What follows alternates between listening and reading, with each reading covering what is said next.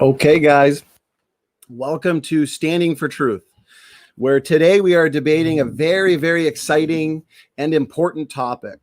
Young Earth creation and Noah's flood, it didn't happen.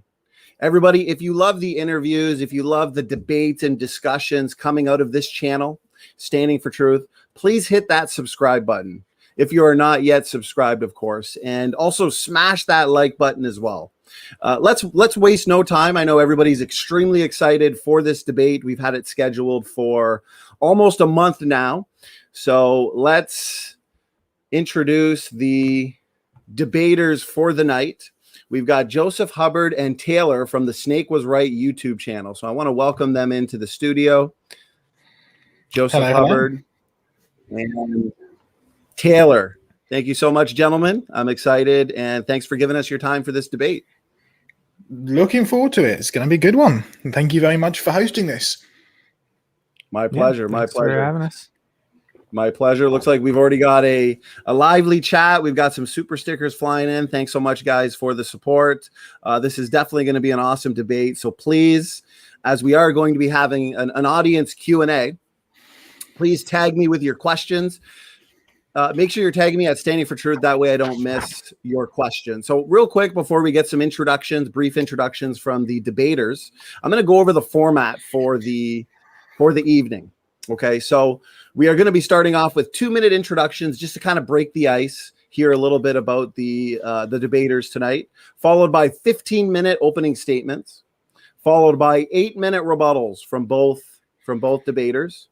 And then we're going to have everybody's favorite part, the 8-minute cross-examination for both parties. So, of course, Joe would cross-examine Taylor, and then Taylor would cross-examine Joe for a total of 16 minutes.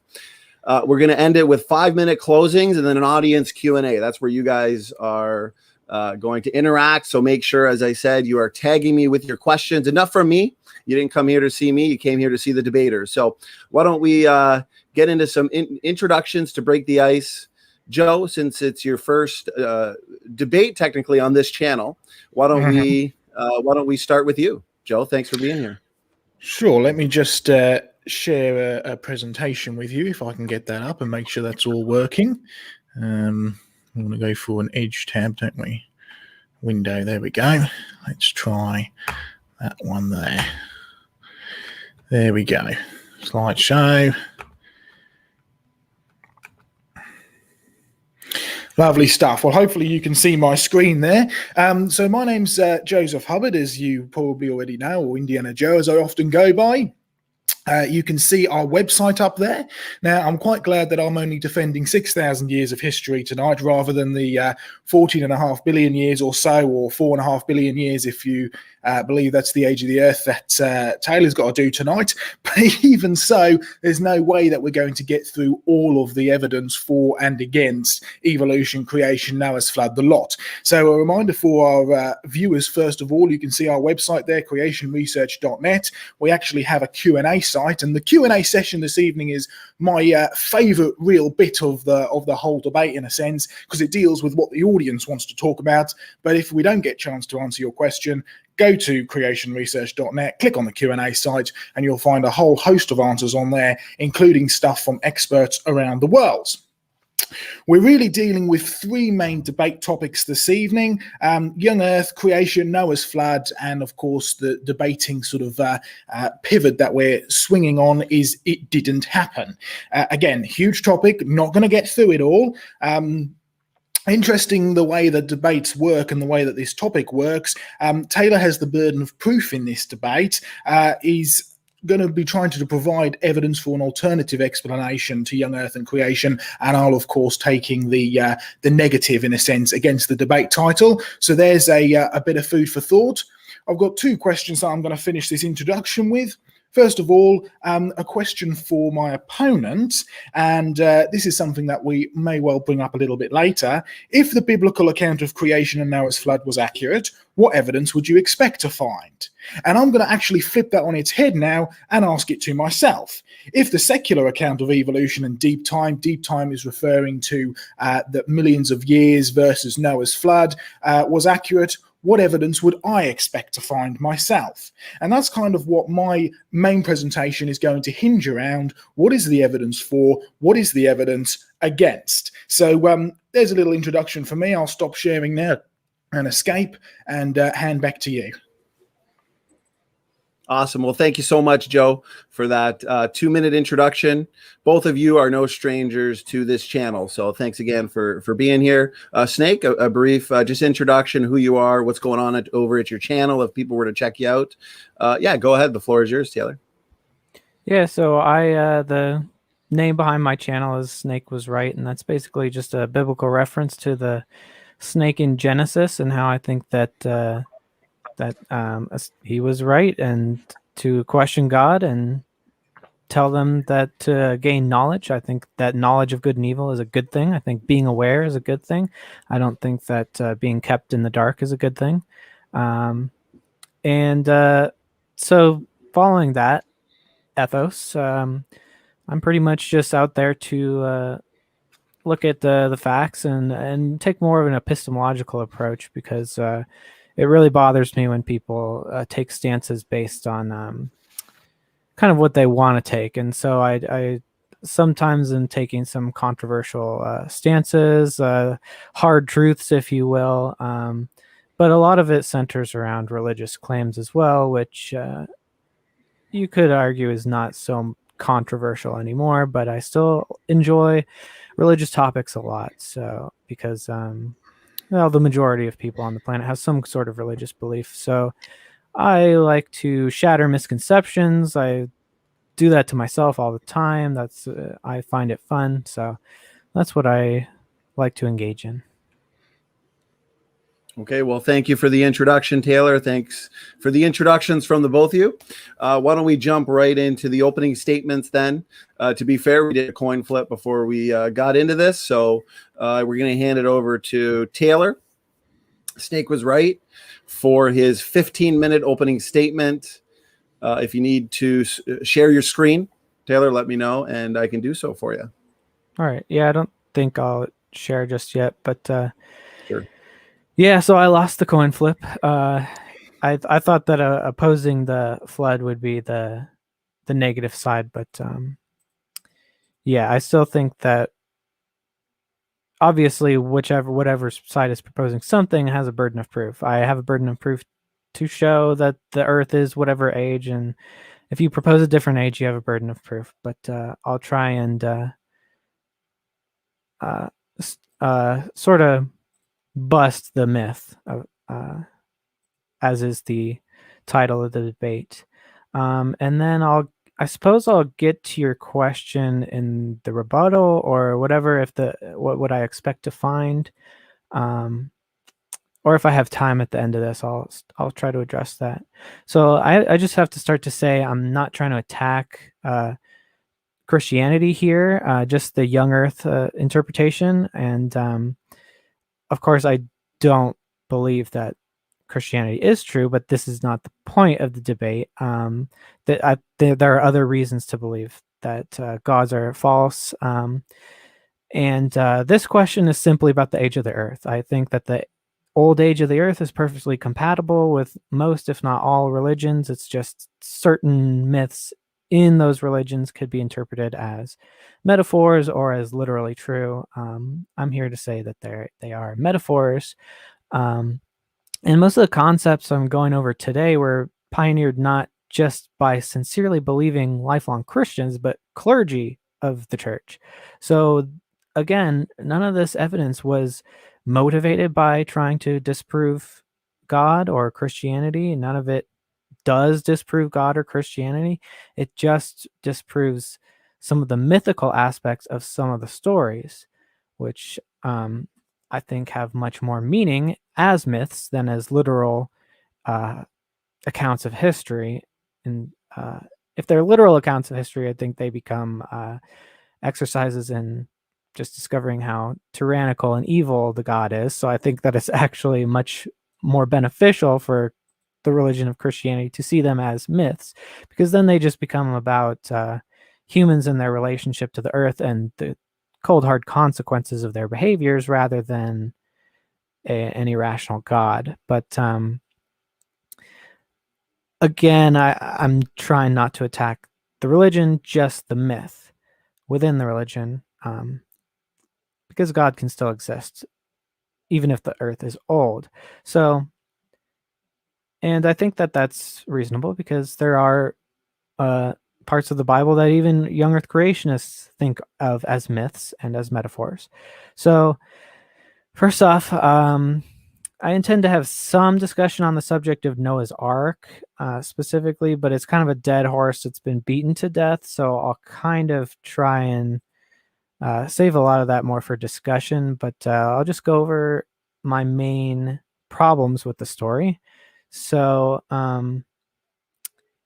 I think that we're left with a lot of questions because creationists have yet to provide any answers to phylogeny challenges that would be needed to understand what the first kinds of each animal is. So it's tough to know how many animals were actually on the ark, but estimates hold between like 14,000, 17,000 animal species could be held on it. But this would still require unrealistically fast evolution post-flood, which would be like on the low end a new species every 30 years, which is simply not observed evolving.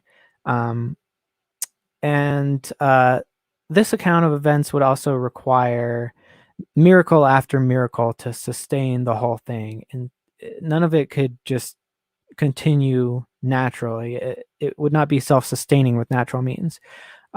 So the idea that miracles are constantly infused into this whole chain of events just makes it less and less and less likely. And it's kind of absurd because God could have just snapped his fingers and come up with an immediate solution to get from point A to point B that wouldn't require the whole flood. It wouldn't require killing all the children, all the animals, or sustaining a year-long storm that supposedly reformed the earth. Other problems with the Ark story is that it wouldn't be seaworthy at all. We've actually tested wooden boats that were even smaller than the Ark. And there was a famous ship called the Wyoming. It was made of wood, and which the Ark would have been, but it was made with modern technology, and a whole crew of people, not just 8 people, or however many. The maximum would be 8 people who built the Ark, and they were not known to be boat builders, and they did not have modern technology. They would have had ancient technology. So the Wyoming, which was built by professionals with modern technology and was smaller than the Ark, was too large for the wooden materials. So it would bend in all directions, and it leaked constantly, and it eventually sank because of this. And again, it was not even as large as the Ark, which would have even more bending problems. So you'd need to invoke a miracle to explain why the Ark didn't sink. It could possibly be magically enchanted by God, but again, the more miracles you invoke, the more ridiculous the story becomes, especially if you're going to invoke miracles at all. God could have just solved it in one miracle. So actually, the more miracles you do, even if you accept miracles, the less miracles is still the better. So yeah, I mean, one solution to this would have just poof Noah and his family onto dry land or a new earth. There's no reason that it needs to stay the same earth, unless, again, it's a metaphorical story about our earth and the damage that we can do to it. I'm not really necessarily talking about global warming, just in case there's any perception of dog whistling going on there. Just our responsibility to our environment. So the metaphorical interpretation is the only good interpretation, again. And I'd also like to point out that the Titanic, which was much larger than Noah's Ark, only carried a little bit over 1,000 people. And for a couple week trip, however long the trip was, it wasn't very long. It wasn't a year. So Noah's Ark needs to not only account for however many animals were on board, which would be a ridiculously large amount. And as soon as you lower the amount, that makes the amount of species that need to evolve per year in the 4,000 years after the ark much more ridiculous. It's ridiculous even at the smallest rate. Not observable. But you also have to account for the food stored on it for a year. You have to account for the labor it would take to take care of all those animals. You'd have to account for the structural instability of such a vessel, which has already been proven to not work. And so already, just with a single boat, it just requires miracle after miracle. And that's not scientific or defensible at all. But every single field of science disproves the flood model. As I mentioned before, it was actually creationists, Christian creationist clergy who were involved in geology who first proposed that the flood model was, in fact, just metaphorical and not true. So they didn't have, and this was all before Darwin, so they didn't have any motivation to disprove Christianity. They were just going off of the geological science. And so what the geology told us was that there was deep time involved because it takes a lot longer than a year for rocks to lithify, which is solidify from sedimentation. And they discovered there were nonconformities, which would require a lot of time to bring up solidified rock and move it into higher strata. But it's not just geology that precludes it. And so the best chemistry, the best geology, the best physics available of our time all uniformly show that the Earth is billions of years old, including those done by Christians, even including those experiments done by creationists, all show this. The only people on Earth who actually question these results are people who have stated that the evidence doesn't matter if it conflicts with the biblical account. And I understand there are some creationists who won't go that far. But if you stand by these sorts of statements of faith that the Bible always comes first, no matter what the evidence say, this is essentially scientific fraud. And anyone who makes these statements has lost all credibility. So that's why a lot of the so-called creation research is not even looked at. And so, like I said, even creationist data has shown that the mainstream sciences are reliable. Andrew Snelling, who is a creationist, has done experiments and published 4 answers in Genesis, has said that there is no doubt that after decades of numerous careful. 4 Sorry, minutes. I'm getting feedback. Okay, radioisotope dating investigations has been well established. So the dating methods, radioactive dating methods, are extremely reliable, and they all corroborate each other. And there's basically no way to contend with the evidence of radioactive decay.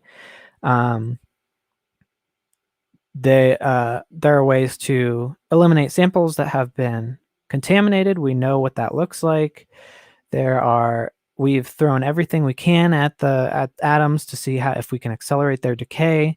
Obviously, there are things called nuclear reactions, which accelerates the fission of atoms, but that's not the same as decay. Decay just occurs naturally without you bombarding them with particles like electrons or splitting the atoms. So there's a difference there, which is decay and a nuclear reaction. And and we've found no way to accelerate natural decay at all. And there have been some experiments with bombarding things with electrons, which again is just a nuclear reaction, but have accelerated the apparent decay by a little bit. But none of these are actually, this wouldn't speed it up any more than 1.5%. And again, it's not natural decay. And this is for beryllium-7, I believe, which is not geologically relevant to any of the dating methods. And assuming all of that state-of-the-art science is false, even though it's confirmed by creationists, we would have a significant heat problem, unless you are proposing that nuclear decay does not produce heat anymore, which, of course, again, requires even more miracles. So I'm not sure why anyone's bothering to defend a naturalistic mechanism for the flood. You could just say it was all done by magic. And it would actually make a lot more sense, because you need magic every step of the way anyway. So again, assuming that we don't know radioactive decay constants, and we aren't able to tell initial conditions of the rocks, which we can test today,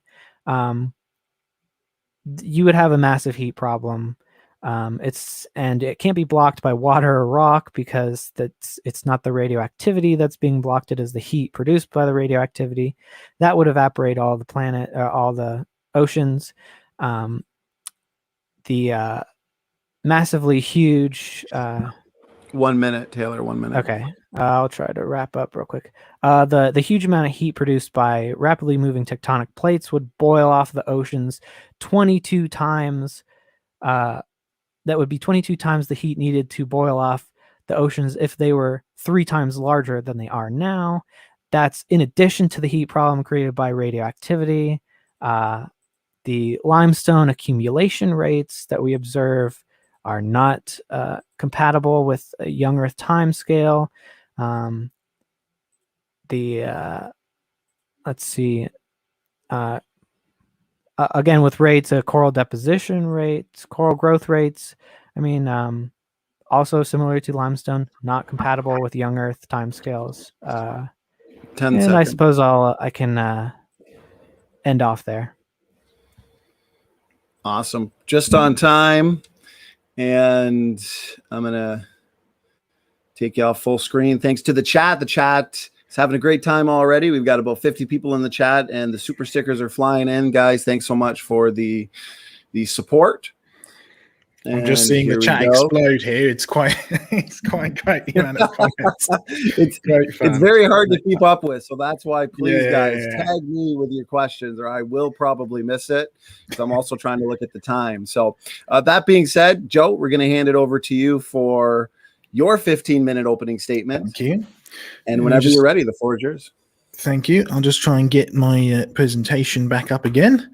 Bear with me. Window. It's this one, isn't it? Yeah. All right. All right. Can you just let me know that that's being seen? Looks good. Looks good, Joe. Great. All right. Are we ready then? All good to go, yeah? We are ready. On your first word, Joe, I'll start your timer on your first word. Wonderful. All right, well, thank you very much for doing this, and for Standing for Truth for hosting this. Reminder of our question that I'm going to be asking myself tonight. If the secular account of evolution and deep time was accurate, what evidence would I expect to find? Let's start by what is evolution. Here's one definition of what evolution is. What we're talking about when it comes to evolution is the change of existing life forms. Taylor Gray, March 2019, in a debate with Kent Hovind. Now, I watched both the debates that Taylor has done with Kent Hovind. They're very fascinating, and I would encourage people to go and watch them, because what's interesting is this is sort of the structure of the argument that Taylor puts forward there. We observe change today, so therefore we can call observable change evolution, and then there comes an assumption. An assumption that given enough time, small changes can develop into big changes, and so we call evolution science. What's interesting is that Taylor actually makes the same mistake that Darwin did. Oh, Charles Darwin, on the origin of species by means of natural selection or the preservation of favoured races in the struggle for life. They loved long titles in those days. Although what's interesting is if you can see down there, he's actually a fellow of the Linnaean Society. Linnaeus, as in Carl Linnaeus, who invented our modern classification system, who actually lifted names directly out of the Bible. Because in the Bible it says that God created things after their kind, or to reproduce after their kind. And the word for kind in the Latin Bible, and it's the same in the Greek as well, is genus. And Carl Linnaeus lifted it directly out of there and said, God created things after their genus, so I'm going to name my main grouping of animals genus, and then they can diversify into species or special creatures, which is where the word species actually comes from. You see, Charles Darwin, having graduated in theology, knew exactly what he was actually doing when he wrote The Origin of Species. And I'll be blunt, I'd have been a lot more impressed by his work if he'd have written a book called The Origin of Genus. But let's move on. What evidence is there for evolution? Where would you go to look for it? Well, we can have a look at a 5,000-year-old experiment that mankind has been participating in for the last 5,000 years or so, agriculture. Plants, animals, breeding them specifically, helping to change them. Let's use one example. The brassica kind. Standard in agriculture, an original brassica genus or an original brassica plant which diversified or evolved, however you want to define it, into all of the different brassica kinds and sort of breeds that we see today. You've got Brassica napus, which is the rapeseed or canola, as you call it in the States, Brassica rapa, which is the pak choi, and my personal favourite, Brassica oleracea. Now, I have been driving down to the Isle of Wight from where I live today, and the roadsides are literally littered with hundreds of Brassica oleracea, or the wild cabbage. And what's interesting is the wild cabbage not only produces the modern cabbage varieties that you actually see in your supermarket, it produces a seed head, which if you breed to get larger, you end up with broccoli. If you breed it even bigger, you get calabrese. And if you mutate it to go with no pigment, it turns into cauliflower. You can create collard greens, or Napoleon can march his armies through and chop all the heads off cabbages so that they sprout out little cabbages out of the sides and you produce sprouts. You can breed them to produce ornamental cabbages, marrow cabbage, kale, kohlrabi. But scientifically, even though we have this incredible variety in a single species, they are still a single species, Brassica oleracea, a huge amount of variety, yet clearly not enough for them to be defined as different species. The point? They're all still cabbages. Can you have change without evolution? Of course you can. Of course, you really need to actually get down to defining what evolution is. So first off, what do we actually observe? We observe diversification within kinds, all as a result of a loss of information, which is not evolution. You see, Brassica oleracea started with all of the inherent information that it needed to produce all these different breeds of cabbages, yet each specific breed of cabbage, whether it be broccoli or kohlrabi, has all resulted as a loss of information from the original wild cabbage. It has not gained anything. It's not evolution. What is science? Well, according to the National Academy of Science, which is a very prestigious American association, everything must be observable, measurable, and discoverable, and then be able to be successfully and repeatedly tested.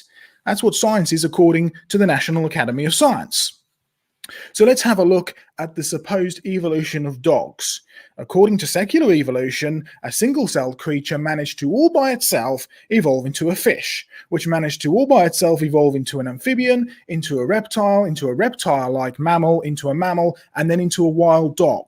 That wild dog then diversified into the various breeds of wild and domestic dogs that we actually see today. Now, you can actually see on the screen, you've got two different types of change here. One on the right-hand side, one on the left-hand side. One has been observed, one has not. The right-hand side one has been observed. We see it every day. We can breed dogs. But the assumption is that given the small changes we can see in dogs happening today, given enough time, a fish can turn into a dog and beyond. Of course, you take the biblical picture. In the beginning, God created the dog kind to reproduce after its own kind, and that's exactly what we see today. You have a dog diversifying into other dogs. But there is a strong limit as to how far this can actually go. Of course, if you want to look up the definition or the origin of the word evolution, it was a military term, as in the captain says we're going to evolve around the enemy camp and get them from behind. It references to a spiral, to a circular. In fact, this is a standard representation in many textbooks of the circular climb of life. You do realize if you want to start with a single cell creature down at the volcano there and all by itself evolve its way up to all the diversity we see today, you need to add an incredible amount of information, and that's something that we've never actually observed. So what do we observe? No evolution occurring today, no evolution in the last 4,000 years of agricultural breeding, no evolution over hundreds of thousands of observed generations, and you can go down to the tiny little fruit fly which reproduce extremely quickly. No evolution there. I'm not the only one to say this, by the way. Have a look at what Richard Dawkins says, famous atheist, famous anti-creationist. He says this: evolution has been observed, it's just that it hasn't been observed while it's happening. Do you know what he's just told you there? It hasn't been observed. Interesting what these proponents of evolution can come out with sometimes. Biology, yeah, from the evidence we can see from biology, young Earth creation and Noah's flood, it did happen. All right, if you want the ultimate evidence for evolution, because just proving whether something does or doesn't evolve today doesn't mean that's how it's always happened. If you want the ultimate evidence for evolution, you need to go to the fossil record, which is a record of past life, no doubt about it.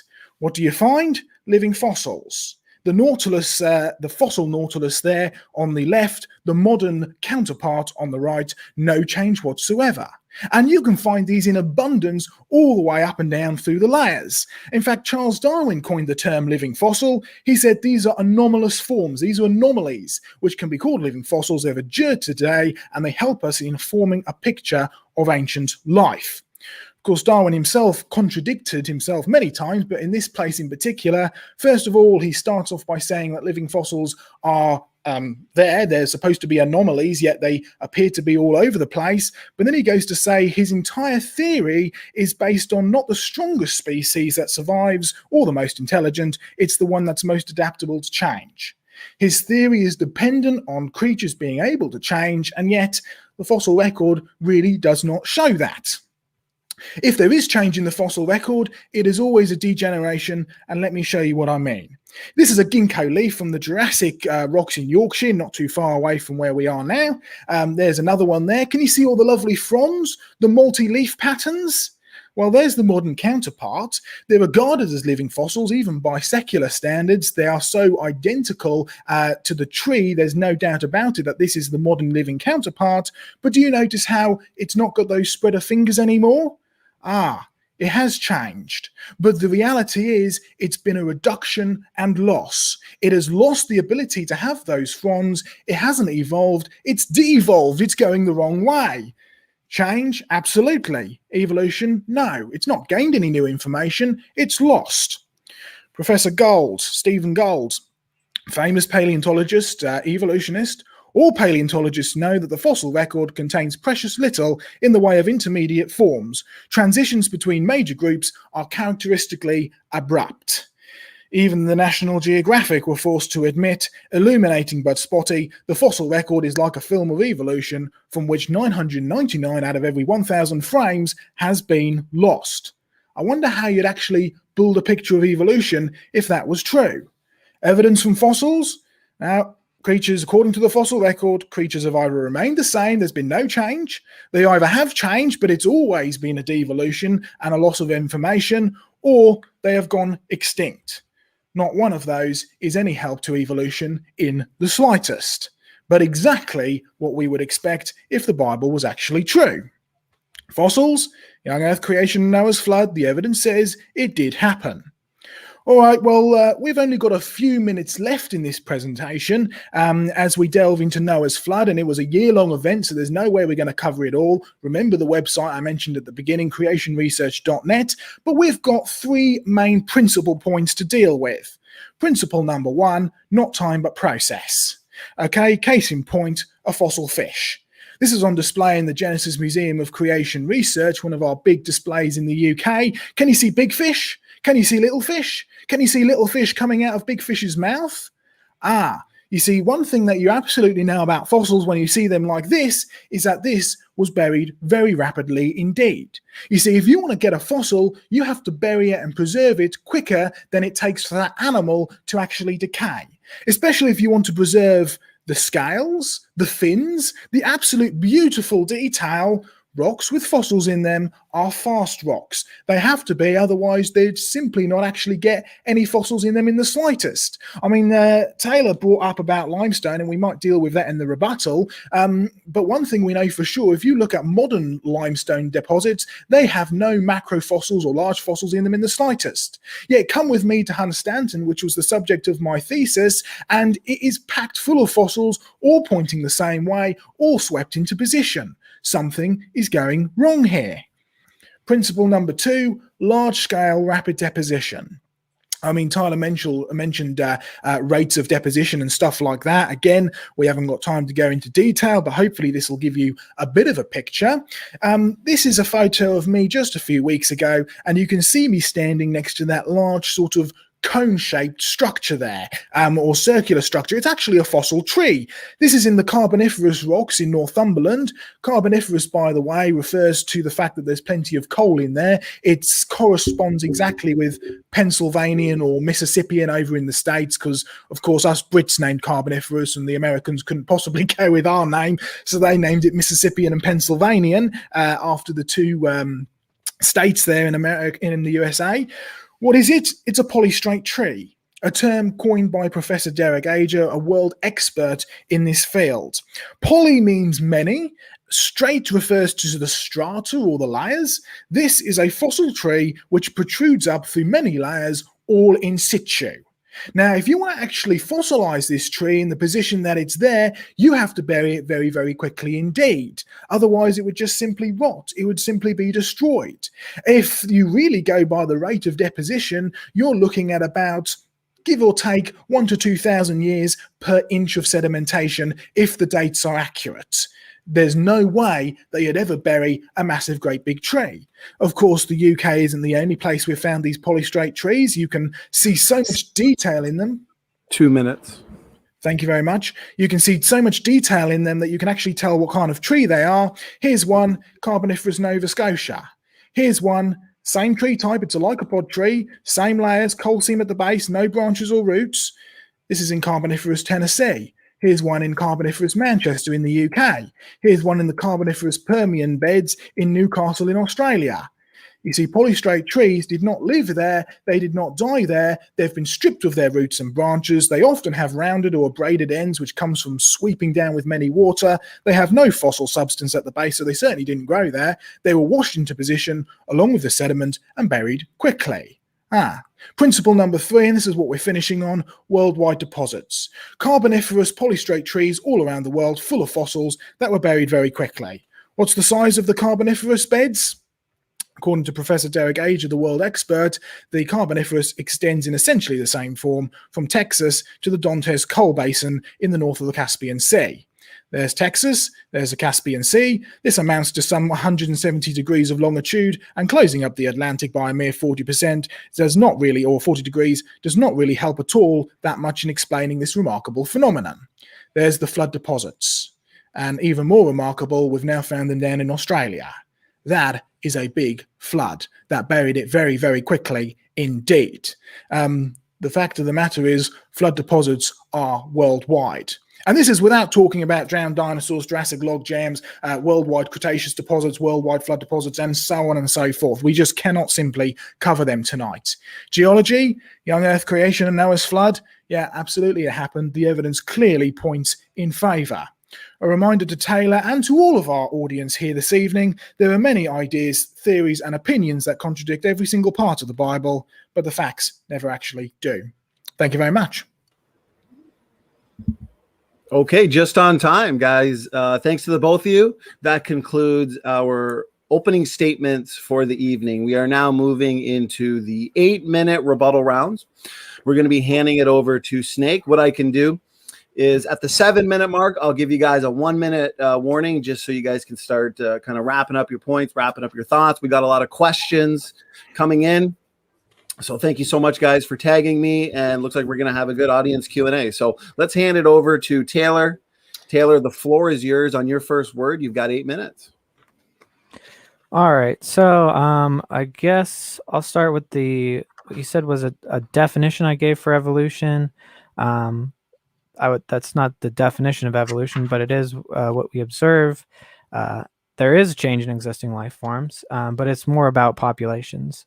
So then you said the entire evolution argument is just that we observe change, then we call that evolution, and then we assume that enough of time, small changes can develop into big changes, and then we call that science. So that's an extremely truncated, lacking process of how we went about proving evolution. So it's not an assumption. It's actually that small changes can develop into big changes. It's just accumulation. So that's the equivalent of saying that if traveling 10 feet is possible, it's not possible to travel a mile. Or because it rains, there's no such thing as a puddle. So if you accumulate small changes, they will become big changes over time. That's just a fact. There's no way to avoid that. The only way to avoid that is to say that there just wasn't enough time. And that's not what we call evolution science. Evolution was turned into a science because it made testable predictions about what would be in the fossil layer. So that goes back to what would we expect if the secular, actually scientific view of things was true. We would expect to see things like transitional forms in the fossils, and we would expect to know where to find them as well, because all of the animals actually fit into an evolutionary pattern, and they don't fit into any kind of flood pattern like things that were able to escape floodwaters. No, entire ecologies are buried per layer and they don't overlap. And there's transitional forms between them, and it always transitions in the same way towards modern forms. And the forms of those things can be predicted by evolution, like the Archaeopteryx, which is literally just a dinosaur with feathers. And this was all predicted using evolution, and none of this was able to be predicted by biblical creation. They have absolutely nothing to say about this. So what would we expect if the biblical creation was accurate?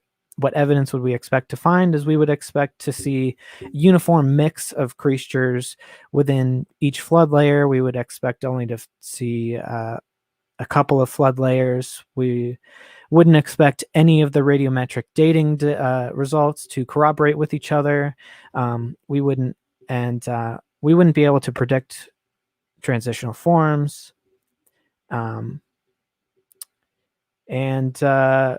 We would also expect to find a waterless, scorched earth that has been absolutely heated to death, because nothing that happens in the biblical creation account is even physically possible. So we would not even exist to find anything, first of all. Let's see. In your slide that you showed dogs and a fish going to an amphibian, to a reptile, to a mammal, and wild dogs, you said the one on the left is observed and the one on the right is not, but that's not true either. We've observed every single change that occurs between fish and amphibians and reptiles and mammals. We've just observed them individually, not in a row. So every single change that is possible, from scales to hairs, scales to feathers, changing of the body plan, we've observed that. We've observed animals that gain new bones. We've observed animals that change the shape of their bones, orientation, location of their bones. We've seen new organs, and the ability for fish to live on land, that's all variable within kinds. We've seen them change their habits about living on land. We've seen fish that can breathe oxygen as well, and those, of course, are also developed from organs that exist in fish that can't breathe on land. And all the changes required for that to occur have also been observed to occur in real time today. That's literally just changing the blood vessel density in one of their float bladders. That's been observed to be possible today. So when we actually break it down, what's actually occurring at each step, every single step has been observed today. And yeah, it makes sense that a four-legged reptile with a tail that has scales, and we know scales can turn into hairs, there's no reason why that reptile cannot evolve into a mammal. There's absolutely no reason that can't happen. And we see that the fossil record is, in fact, literally a low frame rate video of life's history. So we have observed all of evolution. Not quite all of it. There are some gaps, but that's why I said low frame rate, because we get snapshots here and there. But it is literally, and I mean literally, a video of life's history. Instead of being recorded on film, it's just recorded in rocks. And again, that it only fits the evolutionary pattern. And there's also this claim repeated that some of the more archaic animals are exactly the same. I could show a couple of slides if I have time, but there's... You've got 1 minute and 50 seconds, Taylor, if you wanted to show a slide. Could we pause it for... Yeah, let's set that up. So I've got it paused in exactly 1 minute and 41 seconds, and we can share your screen. Okay.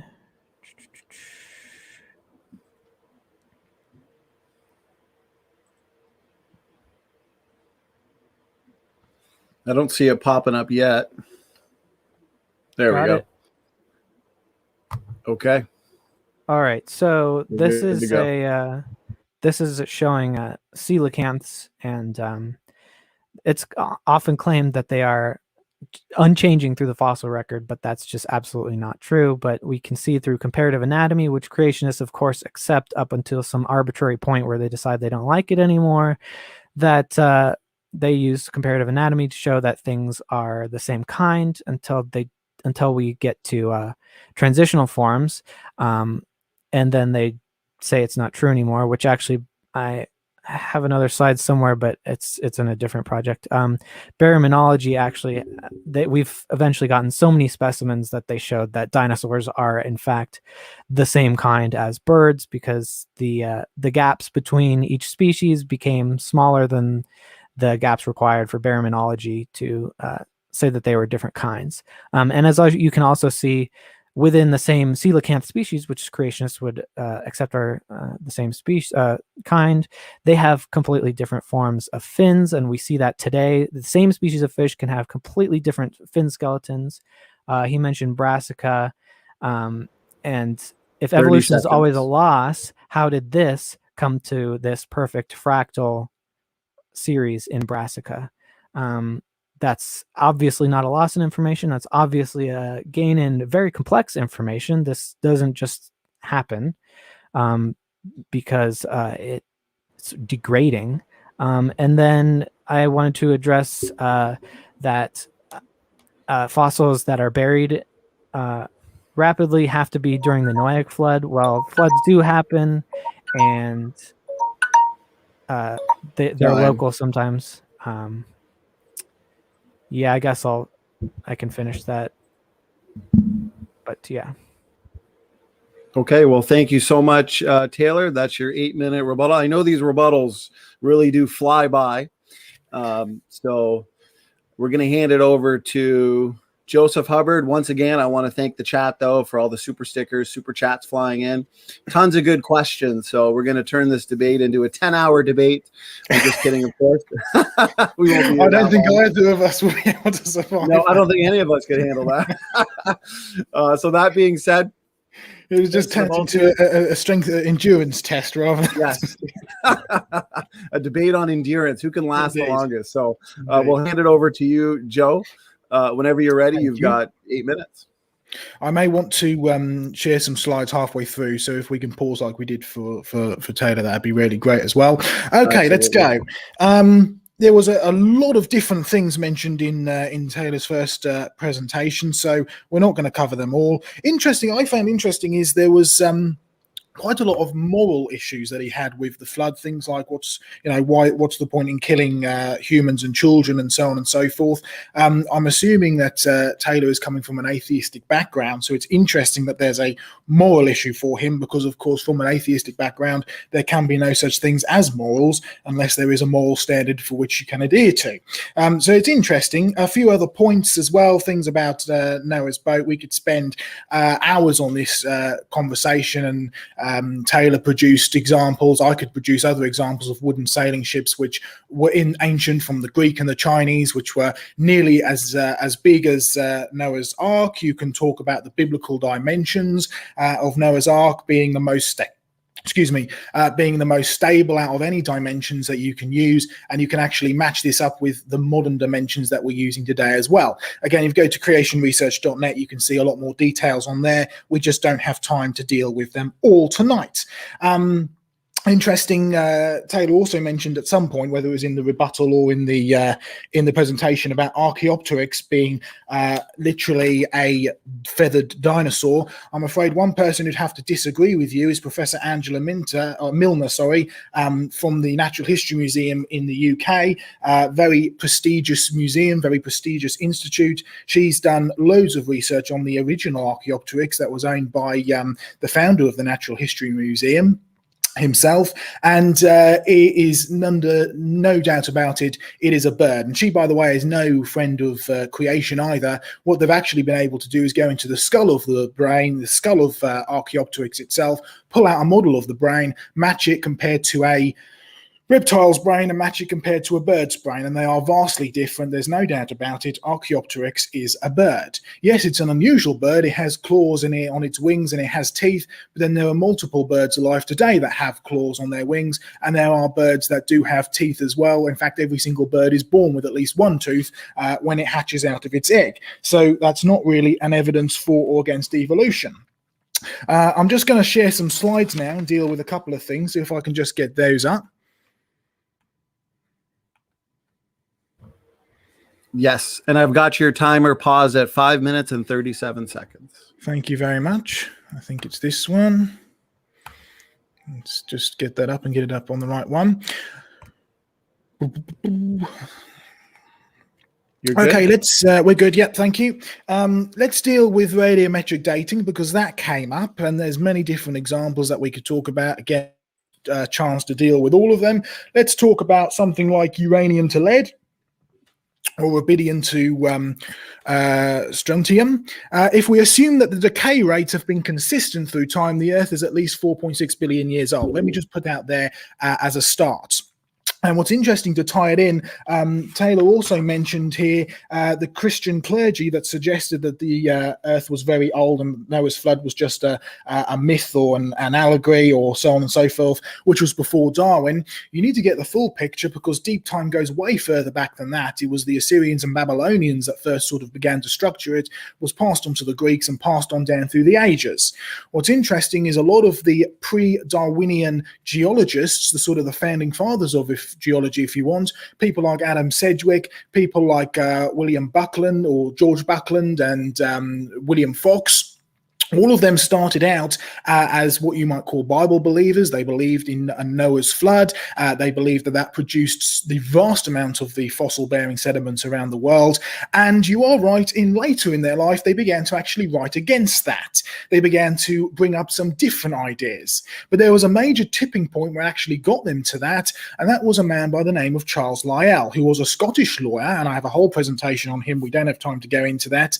But what's interesting is if you read through Lyell's works, he's very clever and he knows what he's doing when it comes to being a lawyer, because he actually says, not only is the present the key to the past, but my main aim in promoting this uniformitarian philosophy is to free the science from Moses. He was specifically anti-biblical. It had nothing to do with evidence in the slightest. Now, the most of geologists today have disregarded Lyell's major uniformitarian ideas, but the reality is that philosophy is actually underpinning in almost every single major geological process that we use to show that the Earth is millions of years old. And so no doubt about it, if we assume the decay rates have been consistent through time, the Earth is at least 4.5 billion years old.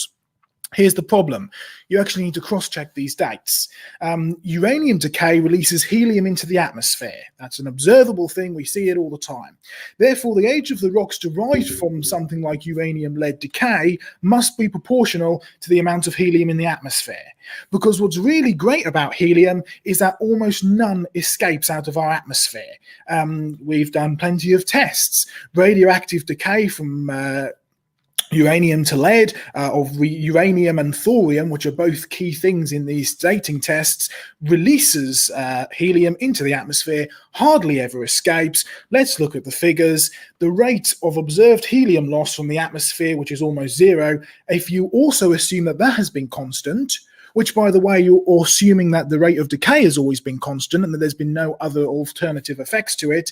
So we can, by the same logic that you're using to date the Earth being very old, can assume that helium loss from the atmosphere has also been constant. All of the helium in the atmosphere could have accumulated in just 2 million years. Now, obviously, this is vastly older than the 6,000 years that I'm promoting, but it's ridiculously smaller than the 4.5 billion years that Taylor's promoting. The reality is something is not right here. The reality is something has happened in Earth's climate, in Earth's atmosphere, in Earth's groundworks, which has affected the way that rate of decay happens, because we simply don't see it in the real world. Fossils and Evolution, Oxford University Press, very prestigious publication. Dr. Kemp is the curator of zoological collections at Oxford University. He says this: to account for evolutionary changes that take millions of years to complete or to completion solely by reference to processes that can be studied only over tens of years requires an extraordinary faith. A reminder to everybody tonight, this debate is not the fact of evolution versus the Christian faith. This is a fact-based Christian faith versus the extraordinary evolutionist faith. That's really what we're dealing with here. Standing for Truth, how long have I got? You've got 1 minute and 15 seconds. 1 minute and 15 seconds. Thank you very, very much. Let's deal with one last thing then. I'm just quickly looking over my notes here. Let's deal with rates very, very briefly again then. I mentioned it briefly earlier, you're dealing with limestone. Taylor mentioned observable limestone rates. We can go and see calcareous ooze forming today. It's formed of little tiny microscopic minerals that are building up from the shells. Not a single major fossil in them. Yet you go to the major Cretaceous deposits, which, by the way, go all over the world, and they're absolutely crammed full of them. Now, Taylor ended his critique by saying, well, you have a local flood that happens. But my point from my first presentation is this is no local flood. This is the same bed of sediments with the same fossils in it, which were all buried very quickly, which goes around most of the world. And even stuff that professors of geology are saying, we can't explain this remarkable phenomena. You go to the Cretaceous deposits, they travel all over the world. The Jurassic deposits, same fossils, directional flow. I mean, the Chattanooga Shale, which I've personally gone and dug up in Tennessee, covers over most of the United States of America, and they're all pointing in the same direction. That's no local flood. That's a very massive worldwide flood. Okay, just on time. Gentlemen, thanks so much. That concludes our opening statements and our rebuttals. We are now moving into the cross-examination portion of the debate. Snake started off with his opening statement. Therefore, we're going to hand it over to Snake. You have 8 minutes to cross-examine Joe, and I will start the timer whenever you guys are ready to go. The floor is yours, gentlemen. All right. So you said, or you didn't say, but correct me if I'm wrong, but you have a background in zoo and working at a zoo. I worked at a zoo for 6 years, yes, and I ended up doing qualifications in zoology as well in Sparshalt University. All right. So how many animals could you take care of in like a single day, and how much room do they need? Well, what we have today is a system by which we have to follow a series of laws in the UK. It's a bit different to the USA, but we were dealing with, on average, on a couple of hundred animals on a relatively small team, going by the statement in the law that we have to follow. So would the law deem the care that would have to occur on the ark as illegal or abusive? Well, it depends. At that moment, you're moving into the realm of animal rights, which is a completely different scenario, which we're dealing with. But you could very easily keep animals in a much lesser condition, because you've got to remember, at the end of the day, when we're dealing with Noah's flood, we're not talking about zoo exhibits on display. We're talking about a survival method for all of life, if you take the Bible's account as literal as I do.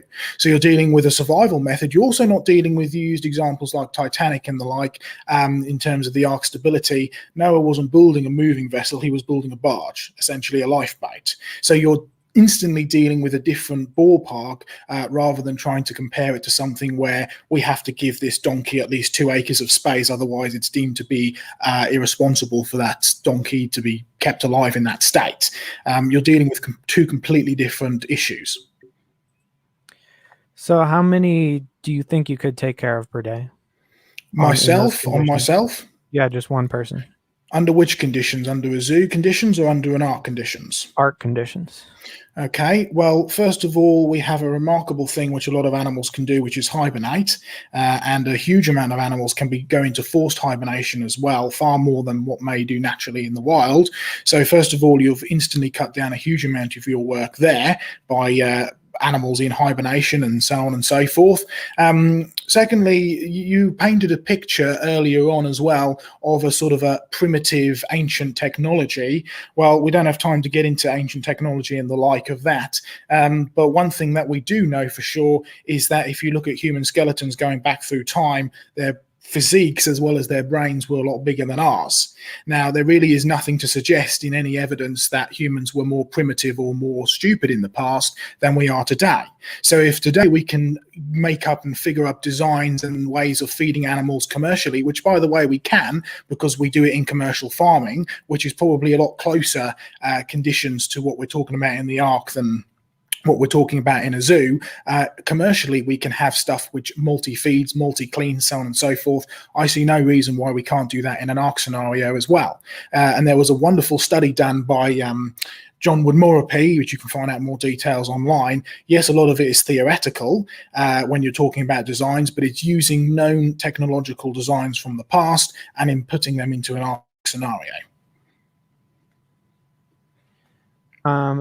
So how would the animals know to hibernate, since there wouldn't be any environmental cues that they usually use to hibernate? Yeah, but then there's also no reason why they would travel to the ark in the first place. You see, what you have to get your head around is not just the fact that this is a natural phenomenon, because it was a natural phenomenon, it was a worldwide flood, but also there was a spiritual aspect to it as well.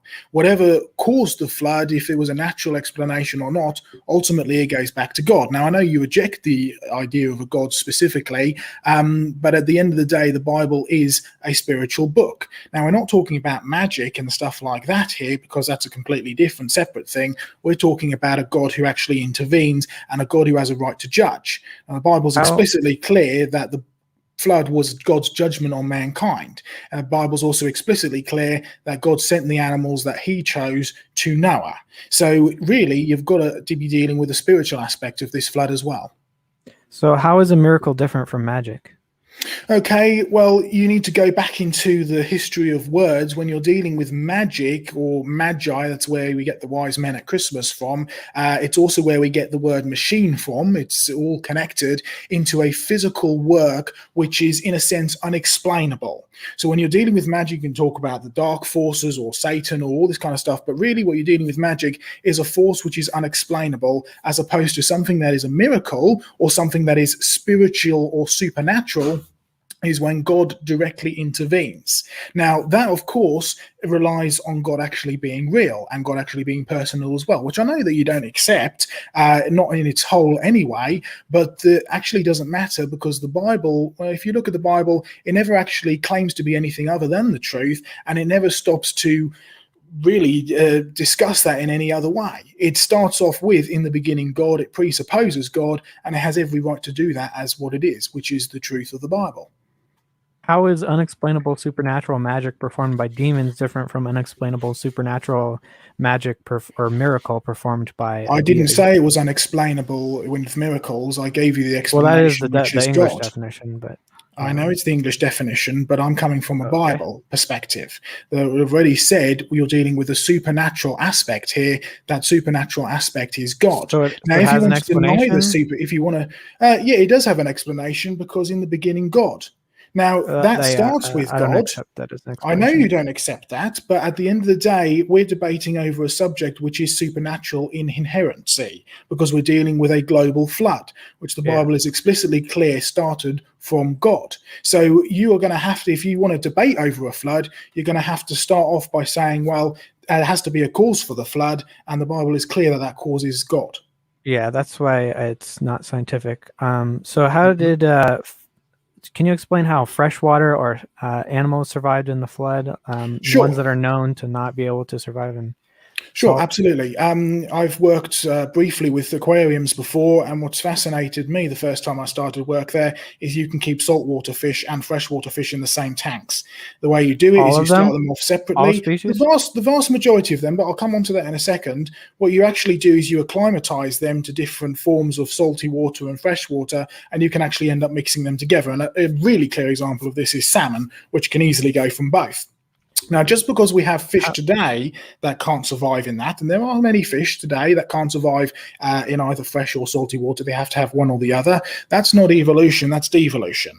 Because what you've gone from a status where they can actually survive in both to a status where they can now actually survive in only one or the other. And that's no help to them in the slightest. Before they were better off, now they're not. They've actually lost the information, they've lost the ability to do something. That's devolution, that's going downhill. That's no help to the theory of evolution, the spiral climbing upwards in the slightest. How much time do we have left? Yeah, I was just going to jump in. So we've got 22 seconds left. So, Steak, if you want to ask one final question, allow Joe to answer it, and then we'll switch. I wanted you to address the multiple heat problems that are inherent in this whole mess of miracles and mix of miracles in nature. Okay, I don't know how I'm going to do that in 3 seconds, but it's a huge topic, and we can talk about lots of stuff. I've briefly mentioned one point very, very quickly, if I'm allowed to.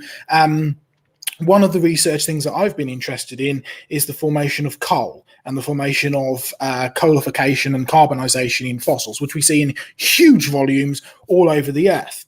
We've been able to produce coal in the space of 24 hours, and one thing that we've actually found is that heat is needed in order to produce a huge volume of coal. And also it is a great absorber of heat as well. You just add heat to the mix and it absorbs it up instantly, and it doesn't go out even when you're dealing with a tank full of water in which you're actually producing this carbonization.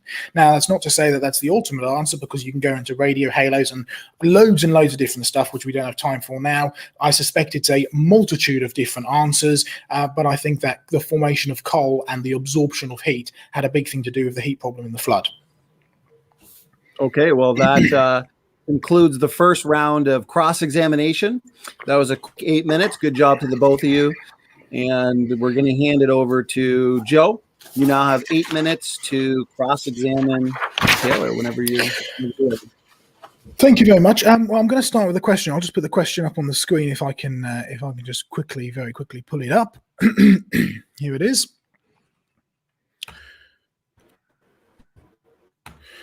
Okay, this is a question which I'd like you to give me your opinion on. Can you provide any example of evidence for evolution that does not presuppose evolution has already happened? Because otherwise we must all conclude that this is a world where creatures are observed to only reproduce after their own kind, as Genesis states that they were created to do. Yeah, I'm just going to pause the timer there. because, Joe, were you saying you wanted to put it on screen? Did it not go on screen? I don't see it yet. Okay, 1 second. Hold on. Let me just try this again. Here we go. Try it this way. I think I may have just not shared it properly. Yeah, there it is. How's that? Can you see that now? Lovely job. There's the question. Yeah, we got it now. You're good. Excellent. There's the question. Can you provide any example of evidence for evolution? Okay. Yeah, so like I said, the fossil record is literally just a record of what happened, so we can see sequentially what happened and life changing. We don't have to presuppose anything. We can literally just observe it. And there's also the hypothesis of evolution. You don't presuppose a hypothesis when you go to test it. It's just a hypothesis. So we had the hypothesis and we tested it. It made valuable predictions, and then it became scientific. Well, I'm stop sharing for a second. If you've actually look at what Charles Darwin did, it's very interesting because he already stated and openly stated that he believed in a form of natural selection before he went even on his famous Beagle trip. He took a copy of Charles Lyell's Principles of Geology, presupposing the Earth to be millions of years old. He specifically went looking. I mean, if you read his letters of the voyage of the Beagle, he clearly states this. If you go back into the history, you're already presupposing it. Now, your fossil record, when you go to look at the fossil record, you already have accepted that evolution is true, and so everything you look at, you actually try and fit in.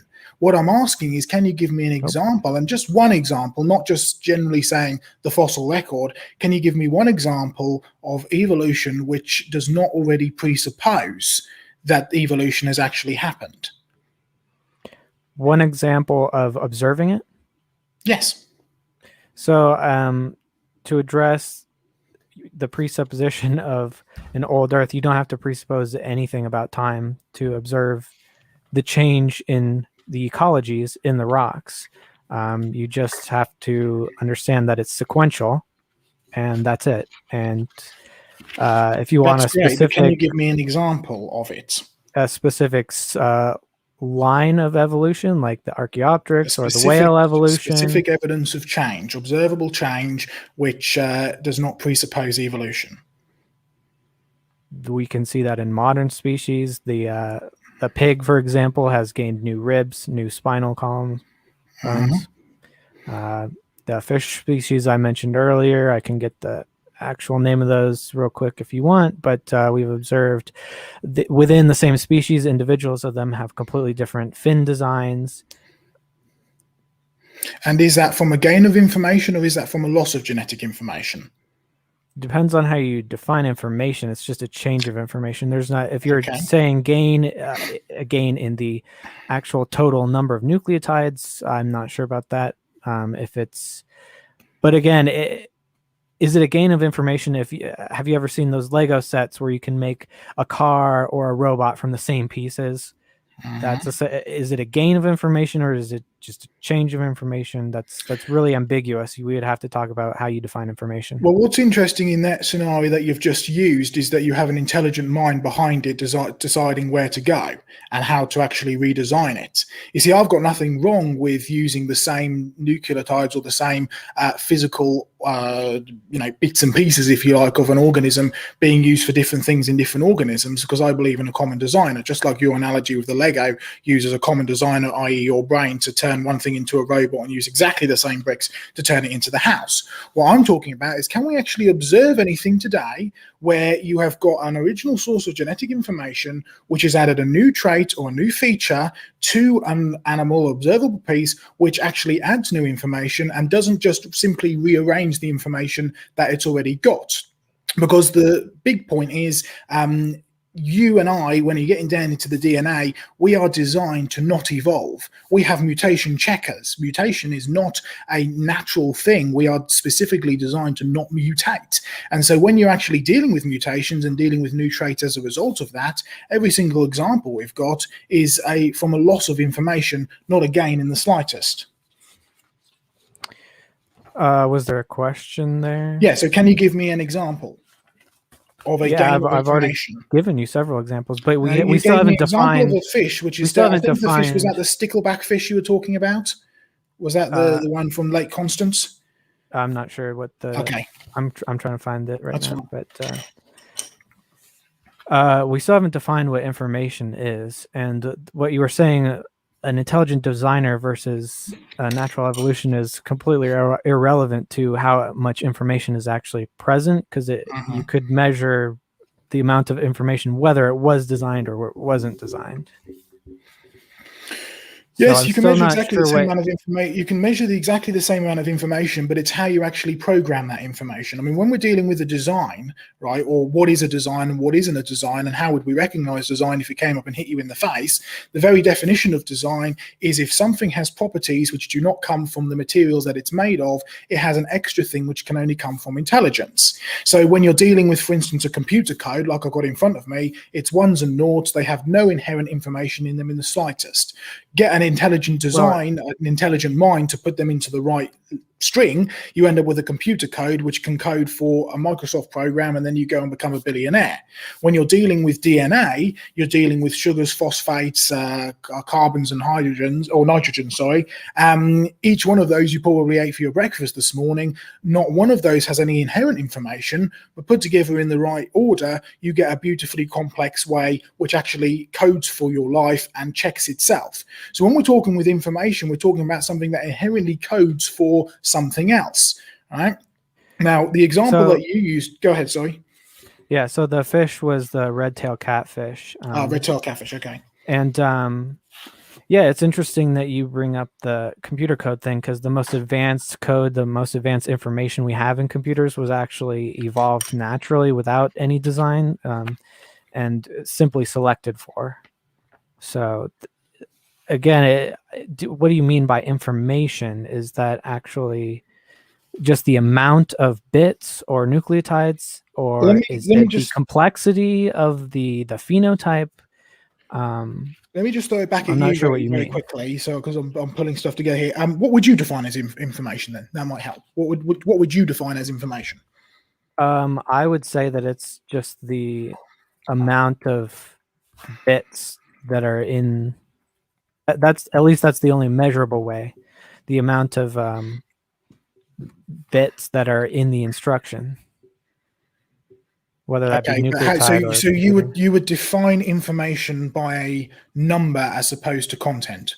And I guess I would say a non-redundant, but in that case, some redundant information is actually needed to make something function properly. So that's the only measurable way that I know how to talk about it. Okay, looks like we've got time for one more question, Joe. Okay, one more question, fine. Given examples, fossil examples, such as bacterial life forms and stromatolites that have remained unchanged from when they first appear in the fossil record to the present day, whether you want to argue that they be 3 billion years old or not, why would you believe in evolution when it simply hasn't happened according to the fossils? Given that they haven't changed, because I showed you the record of coelacanths that I didn't even mention though there was. Well, I thought you asked for just an example. No, I said give an example such as bacterial life forms and stromatolites. Since the macro multicellular animals do in fact change over time, the bacterial fossils they're very small. It's pretty hard to. We can't see their genomes. We can see their complete cell structure. I've got a picture up here somewhere, but I don't think I've got time to put it up now. How much longer have we got? Standing for truth? Well, we've got about 5 seconds, so it might be a good time to We'll call that round. Okay, well, let's wrap it up. That was a lot of fun. Time flew by. I got to say, great job to the both of you. Great job to the chat. Once again, thanks for all the awesome questions coming in. So we're going to have an awesome audience Q&A. So why don't we hand it over to Taylor, because you have a 5-minute concluding statement whenever you are ready. All right. 1 second. Yeah, so I didn't know this would be so much about evolution, but I guess that should have been expected. I guess I'll tackle evolution first. So every single minor change that would be required for a macroevolution to actually occur, which is just adding up of small changes. That has been observed in reality. We've seen extremely complex information being added to, like the brassica, as I showed you. Small flowers that are just occur in bunches have been transformed into mathematically fractalized broccolis. That's a huge change in body plan, and obviously it has fractal mathematics in it, so it's not losing information. So every single change that occurs that we would see between the strata is explainable by the change that we see in animals today, which is the change of shape, size, proportion, number, orientation, and location of bones that are actually in the body plan. So there are fish out there with fins that they use like legs on the sea floor, but they still look more like fins. And then there are fish that have jointed fins that look more like frogs. And then there are fish that can crawl up onto the land using their fins and hang out on land. And then there are fish that have transformed their float bladders into lungs, and they never have both, which is strong indication that float bladders evolved into lungs, because the only real difference between them is like the density of the blood vessels for capturing oxygen and the thickness of the skin there. So we already see that it's possible for a fish to crawl up onto land and become more of an amphibian type. Every single modification that would be required is actually observable. We see vast changes in the same species of fins, so we can see how they would get more lizard-like feet. And as soon as they are up on land living as amphibians, we know they can survive on oxygen. They've raised fish on land for like up to a year, I think. They have different bodies. Their musculature changes so they can adapt to these environments. And fish already have scales, so all that is required is basically scale retention, and you have a reptile type animal, and we know that scales can be converted to feathers and hairs, and they're the same material. This come from the same pores, the same when they're developing. I'll briefly mention that whales grow full limbs in utero and then lose them. That's a strong indication that they were four-legged animals. There's no reason God would program them to have more information, to grow limbs, just to lose them. This is only explainable by evolutionary change. So yeah, the only thing that would prevent any of this from happening is not having enough time, because we know that these changes do happen relatively slowly. We haven't really seen any reason to question the radiometric dating, and if they are questionable, we have massive heat problems, which along with the radiation, the heat produced by radiation and the heat produced by tectonic plates, which is over 22 times more energy than would require for the oceans to boil over, even if the oceans were 3 times larger than they are today. 1 minute. That's a massive problem. I don't see any math published by anyone to suggest that hurricanes or heat going into coal can change that. The heat would still be around. It would have to be a lot of coal, but we know that coal is produced by organic material being compressed. So that's there's just problems at every angle. And yeah, I suppose that'll wrap it up just about. Okay, awesome. With 10 seconds to spare, so thank you to the both of you for keeping this on time. Thank you for the concluding statement, Taylor. We're going to hand it over to Joe. Joe, you have 5 minutes whenever you're ready. If you need me to share screen or anything like that, of course, let me know. I can pause the timer. But the floor is yours. You are muted, Joe. Just make sure you unmute yourself. And whenever you're ready. So I'm trying to share screen at the same time. I can't unmute myself. Bear with me. No problem. No problem. All right, here we go. You can see that. There we go. I'm putting it on screen right good. now, and you are good. You're good. Wonderful. Okay, well, what I'm going to do to conclude here is really get down to the crux of the issue. Taylor sort of started on some sort of moral and stuff, so I'm going to finish on that. What's the real debate here? What's really going on behind the scenes? Let's do a reminder with what is science according to the National Academy of Science in the USA. In science, everything we observe, measure, and discover must be successfully tested again and again before it is accepted as valid and factual evidence of what is real. So not only must it be observable, measurable, and discoverable, it must actually be able to be repeatedly and successfully tested over and over again. Do the book test. You see, what you get with the main body, or at least the origin of the theory of evolution, which, by the way, there are many, many different types of, and I was going to, if we had time to get to question Taylor on this as to which version of evolution he actually believed in, but what you actually get is you get a second-hand pass on of information from Darwin about the origin of species. He observed something, or claimed to observe something, he wrote a book about it and presented it to us. We test his ideas, and it's called Biology 101.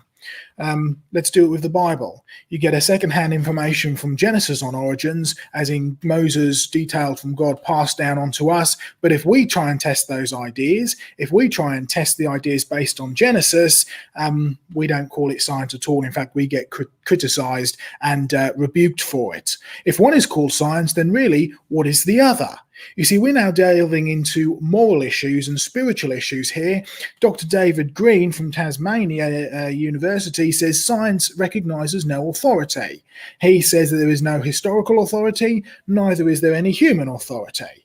Again, Science Teacher, very prestigious scientific journal for teachers, or Teacher's Journal, stated this a few years back: scientific theories are therefore explanations about aspects of nature without reference to God.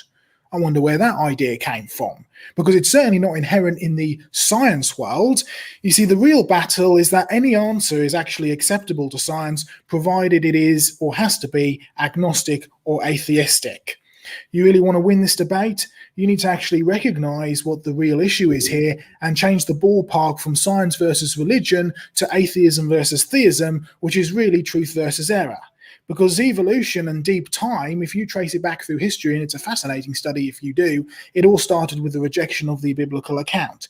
It all started as a willful want, a willful desire to want to get rid of there being any need for a God and an excuse for atheism, which is really what evolution is. Here's your evolutionary history of life, from your primeval soup up through the struggle of life, survival of the fittest, which means extinction of the unfit, death and disease, up to the point we are today with people and parasites. And David Attenborough says, why on earth would a good God create us like this? Interesting, because of course he believes in this version.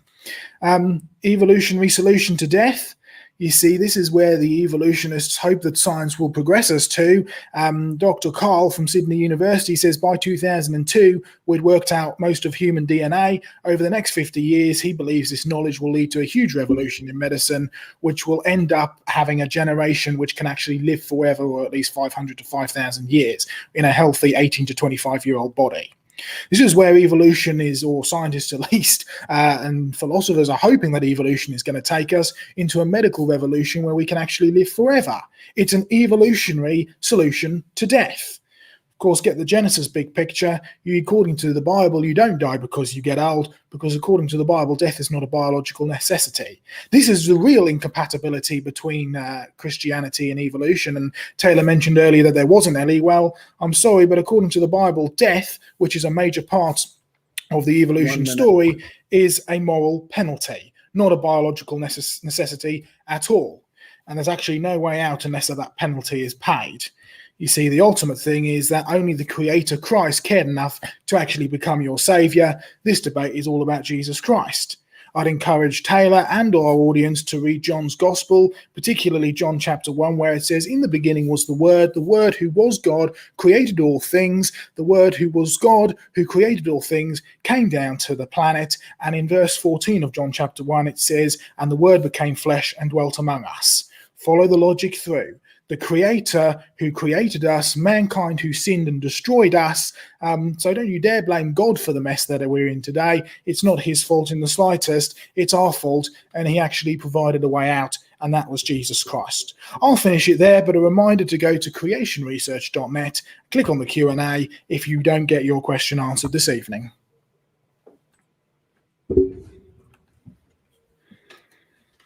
Well, concluding statement, Joe. Thank you to both debaters for giving us their time for tonight's debate. I got to say, this was a ton of fun. It's been over an hour and a half, and I got to say, an hour and a half has flown by. The chat has been awesome, very lively, lots of questions, super chats, and super stickers. Therefore, what I am going to do is put a timer for 20 minutes, and therefore we will get to as many questions as we can. I'll start with the super chats, and go ahead, Joe. Standing for truth. Can I please be humbly excused for 1 minute while I run to use the restroom? Of course. Yes. And I'll see you back in just 1 second. Hey, completely understandable, guys. We're going to do an intermission, and everybody in the chat, guys, Taylor, if you'd like to take a 1 minute intermission as well, it's up to you, and we'll come back with questions. This is your final chance, guys, in the audience, to ask some last minute questions pertaining to the topic. And in the meantime, we'll go on a couple minute intermission.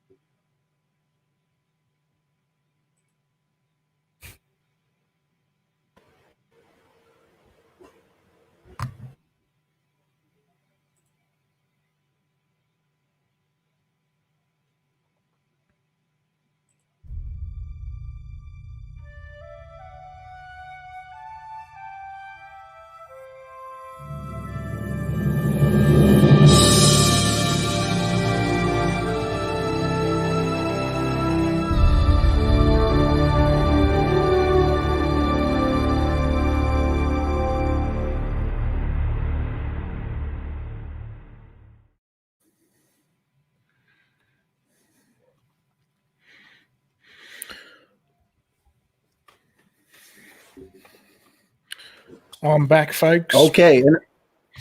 My wonderful wife has been providing me with drinks all throughout the evening, and what goes in has to come out eventually. So my apologies. I feel your pain. Don't worry. I've been drinking coffee and water the entire time. So it is that quite being late said, here in the UK. everybody, It's 20 minutes to midnight, so you need the coffee to keep you going. Okay, well, thank you, and I hope everybody enjoyed the commercial break.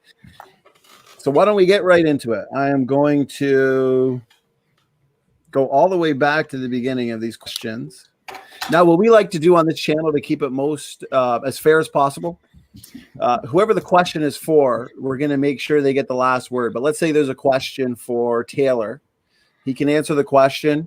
Joe can have a response, give his thoughts on that question, and then we'll hand it back to Taylor for last words. And same goes if the question's for Joe. And we have 20 minutes for question time, yeah? That's right. That's right. So I'm going to start the timer right now. We've got 20 minutes, and let me pick out the first one out of this massive bunch of questions we have here. And I've seen the chat just exploding. Okay. So yes. Okay. So here's a question from George Bond. This is super chat. So I'm going to start with the super chats, guys. Thanks so much, George, for the super chat and for the support. So question is Snake. Snake was right. Why do we find mega sequences and monolithic layers across all the continents? I'm not a geologist, but it's because there was deposition at the same time all around the world. That's my understanding of it. Okay, thank you for the question. Thanks for the response, Snake. We can hand it over to Joe if you had a response as well. Go ahead. Sure.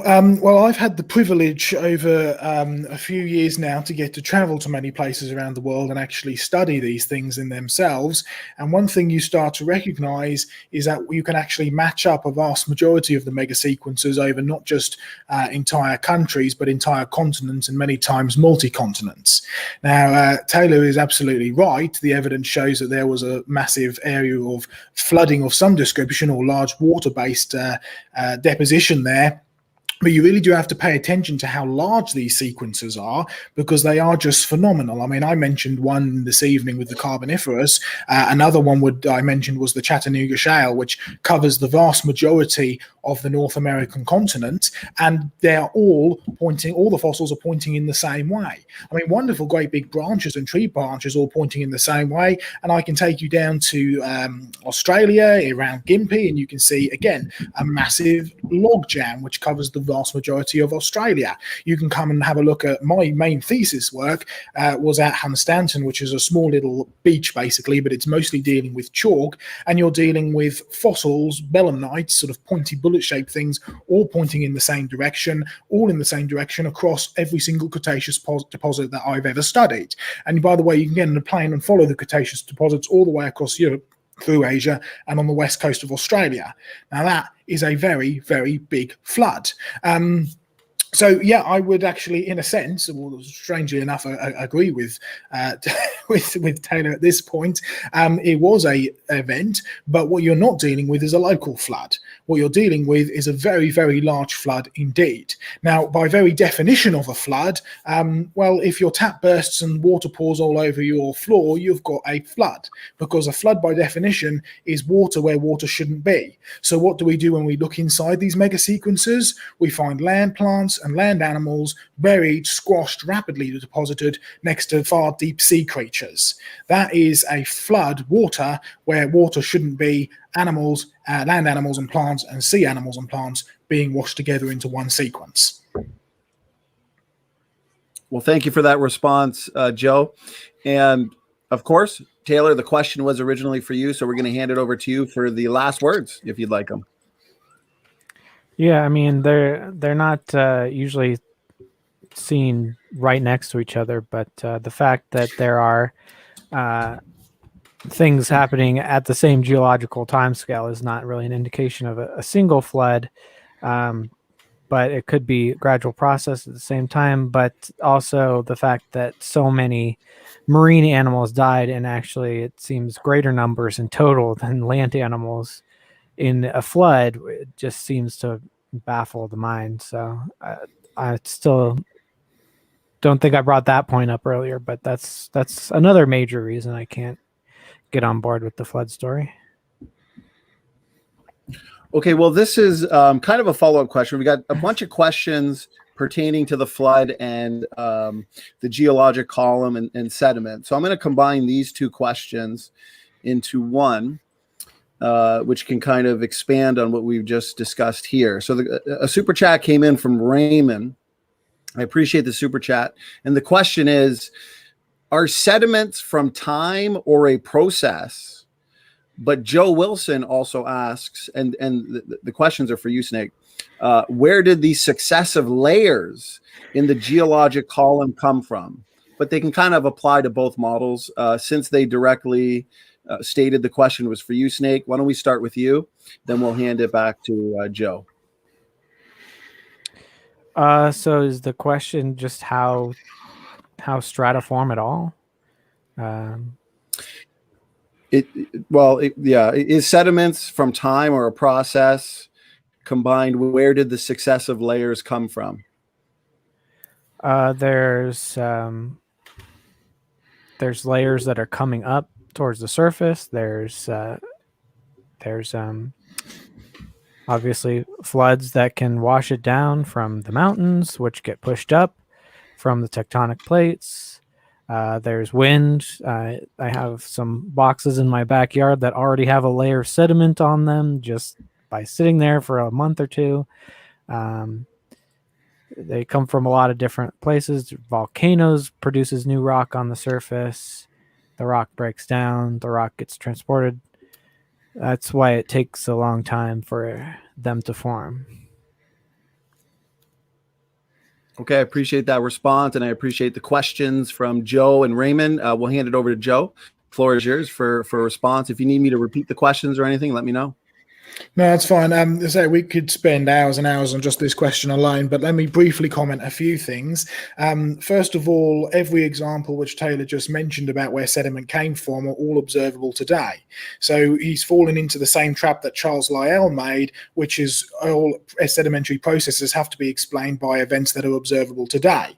Now, if you do that, that works well and great until you actually try and match it up with the known geological record, when you actually find that there's no way that the events visible today could possibly produce the same things, because we're looking at limestone formation, we're looking at tectonic activity, we're looking at volcanic activity, and they are not producing stuff that we see in the past. I mean, if you want to talk volcanism, I personally have studied the North Atlantic igneous province, which, by the way, goes from the sort of Northern Ireland up to Scotland, over to Iceland. And yes, I've been to Iceland, I've been to see it, I've been to match it up. It's an incredible space made up of millions of square cubed kilometers. It's an enormous basalt sequence. It's known as a flood basalt sequence, and we are just not observing anything of that scale today. And the biggest estimates, or the latest estimates, that would be that if you wanted to produce such a thing like that, you would need to have a massive tectonic activity ripping the world in half. Sounds a lot like what the Bible describes as a worldwide flood and the fountains of the great deep bursting forth. If you want to go to other sediments as well, and I've got a whole presentation here, I was going to pull some slides up, but I just don't think we've got time for that. The comment which Taylor made earlier, which was about maybe occasionally you find some of these things mixed together. Again, I've had the privilege of actually traveling the world and digging these things up. I can promise you they're absolutely not a rare occurrence. You find an incredible amount of mixed environments. My academic background, by the way, predominantly is paleobiology. We try and recreate ecosystems in the rocks. And I was taught you go to the rocks, you study them, you look at them, you create an ecosystem out of them. And time again, you do that and you simply cannot create an ecosystem out of them because they are a flood dump. So when you're actually dealing with these sequences which cover most of the world, you have to say, hey, this is a process because they're full of fossils. You cannot create a fossil slowly because it will just simply destroy your creature before you have time to fossilize it. It needs to be quick. So the fact that you're dealing with a process there should tell you one thing. Secondly, when we're talking about how sedimentation actually forms, the standard idea proposed first by Nicholas Steno in the middle to late 1600s is you have suspended sediment which settles down and slowly builds up. Of course, you have to ask the question, where did sediment actually come from in the first place, which is part of the question we've just heard. But also you've got to ask the question of, what do we observe today when it comes to sediments being formed by water? Because the vast majority of deposits that we see, rock deposits, especially these mega sequences around the world, are all flood deposits, meaning they were laid down in water, not sand slowly blowing into place, not volcanoes slowly forming ash and so on and so forth. They're water-based. Okay, when you actually go and study water and you study the way that water flows, you study the way that water transports, you study the way that water actually deposits, you find they're not actually forming bottom to top, they're forming sideways. As the water is flowing, it's actually carrying the sediment with it and depositing it as it goes. Now, it's long been recognized that the Grand Canyon grows old sideways, and it's long been ignored because you just simply can't explain that using long ages. When you're actually dealing with the real world and you match it up to the rock records, what you find is that water always behaves the same way, no matter how much of it you have. And you can do experiments in flume tanks where you're pumping water and sediment, and they produce exactly the same thing that we're seeing on a large scale. It's just on a much smaller scale. So yeah, you're dealing with a process, absolutely, no doubt about it. Okay, I get a response. Thank you for that response, Joe. And yeah, thanks for keeping this so engaging, guys. Yes, technically, Snake, the question was directed at you. Your name was tagged in it, so we'll consider it your question. Therefore, to be fair, you get the last word. I'll keep it short.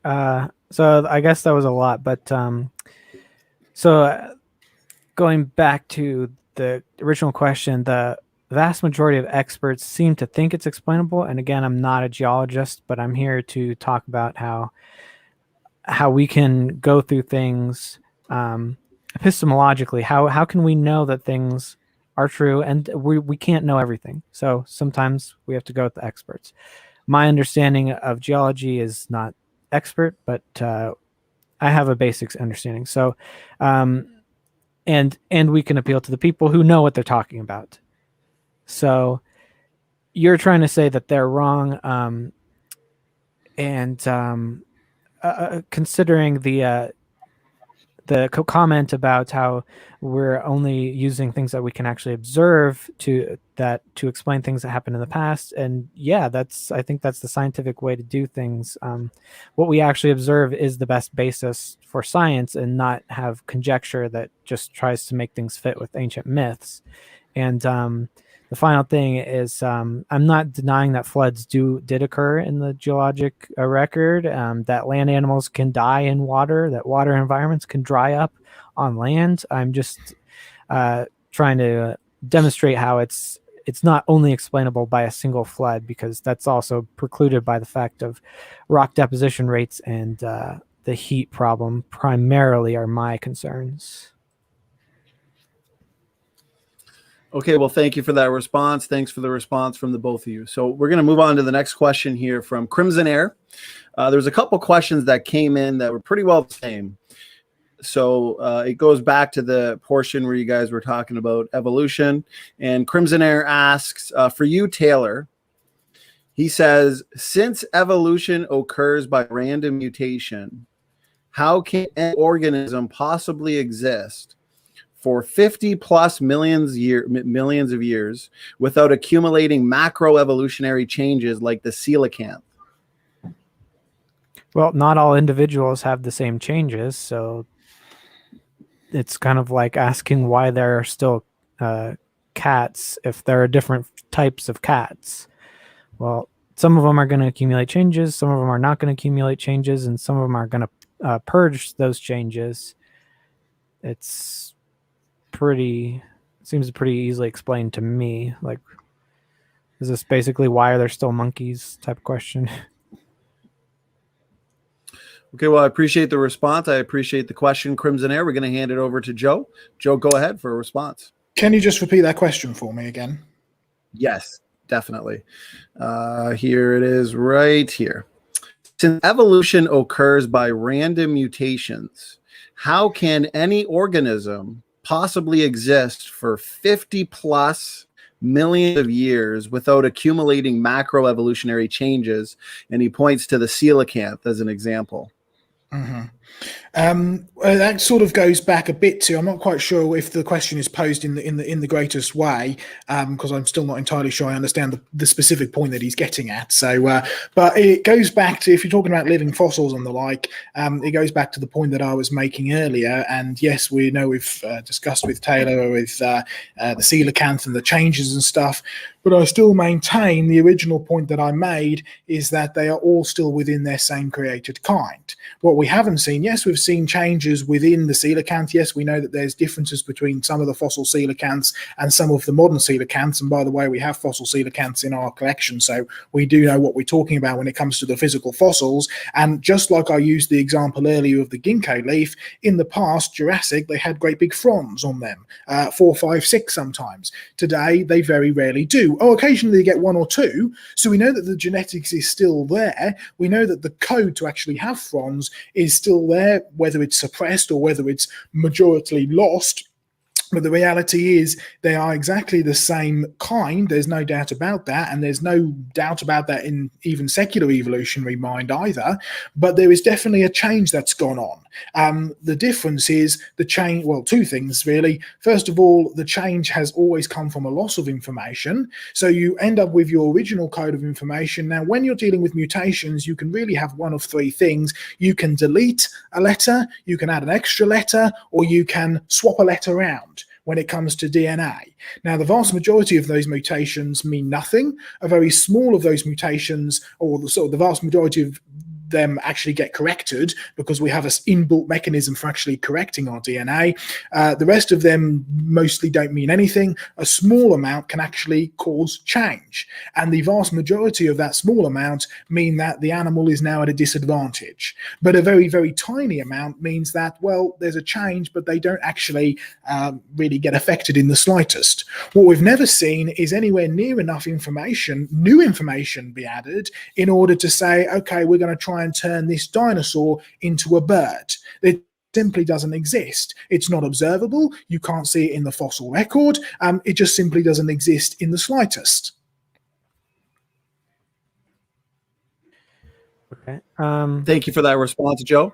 And yes, Taylor, the question was originally for you.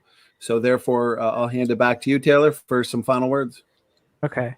So I'll just point out that there are no organisms that haven't gone through changes. I showed the pictures of the coelacanth fossils that were found through time, and they were actually very different, but they have different bones and shapes and proportions. But creationists do recognize that comparative anatomy there is valid because they call them all coelacanths. It's just it's not valid just when morphology starts to bleed into other kinds, which I also mentioned. Baromenology has come up with techniques to tell which kinds are different, but that ended up backfiring because that demonstrated that there are actually larger gaps in morphology within kinds than across kinds. Specifically with birds and dinosaurs, there were actually bigger morphological gaps in the birds and in the dromaeosaurs than there were gaps between birds and between dromaeosaurs.